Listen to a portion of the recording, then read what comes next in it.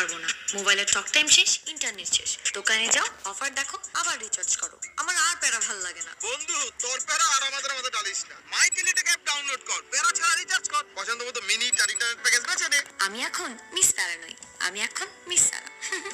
Teletalk, আমাদের phone.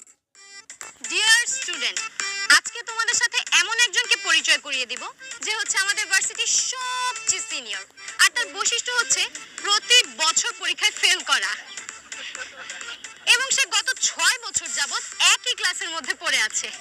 তাহলে আর দেরি কেন, চলো তার সাথে পরিচয় করিয়ে দিই। আমাদের ভার্সিটির একমাত্র আদর্শ স্টুডেন্ট, এই যুগের আদু ভাই, তোমার আমার আমাদের সবার সিনিয়র। প্লিজ ওয়েলকাম আমির ভাই।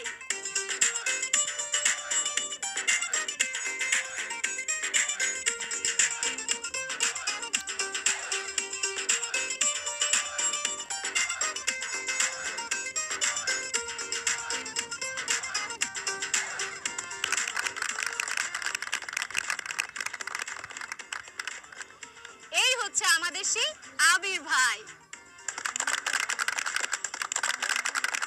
মাইন্ড করলাম, ভীষণ মাইন্ড করলাম।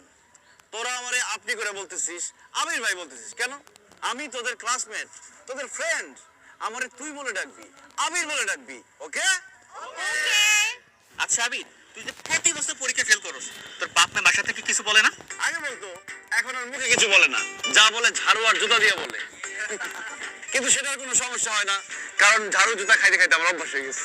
আচ্ছা, তুই ফেল করার পর রাস্তায় বের হলো, তোর বন্ধু বান্ধবরা তোরে কিছু বলে না? বন্ধু বান্ধবদের সাথে তো দেখাই হয় না, তারা বিয়ে করে বউ বাচ্চা সংসার নিয়ে ব্যস্ত। আচ্ছা দোস্ত, তুই পরীক্ষায় ফেল কেন করস? প্রেমের জন্য, ভালোবাসার জন্য। মানে মানে তোরা হয়তো ভাবতেছিস আমি পড়াশোনায় দুর্বল, এই জন্য প্রত্যেক বছর ফাইনাল ইয়ারে এসে ফেল করি, কিন্তু না। আমি প্রথম যেদিন এই ভার্সিটিতে আসি সেই দিনই মনে মনে সিদ্ধান্ত নিয়েছিলাম এই ভার্সিটির একটা মেয়ের সাথে আমি প্রেম করব, তাকে ভালোবাসবো, তাকে বিয়ে করব। কিন্তু আফসোস, আজ পর্যন্ত এই ভার্সিটির কাউকে আমার মনে ধরলো না, কাউকে দেখে মনে হলো না যে তার সাথে প্রেম করতে পারি, তাকে বিয়ে করতে পারি। স্যাড। তাই আমি প্রত্যেক বছর ইচ্ছা করে ফেল করি। পাশ করলেই তো আব্বা বলবে চাকরি কর, অন্য একটা মেয়েকে বিয়ে কর, কি দরকার? তার মানে দোস্ত, তুই যতদিন তোর মনে মানুষ খুঁজে না পাবি ততদিন পরীক্ষায় ফেল করতেই থাকবি?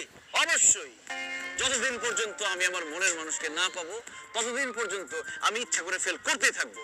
তবে আমার বিশ্বাস একদিন না একদিন আমি আমার মনের মানুষকে পেয়ে যাবই, এবং ততদিন পর্যন্ত আমি অপেক্ষা করতে থাকবো।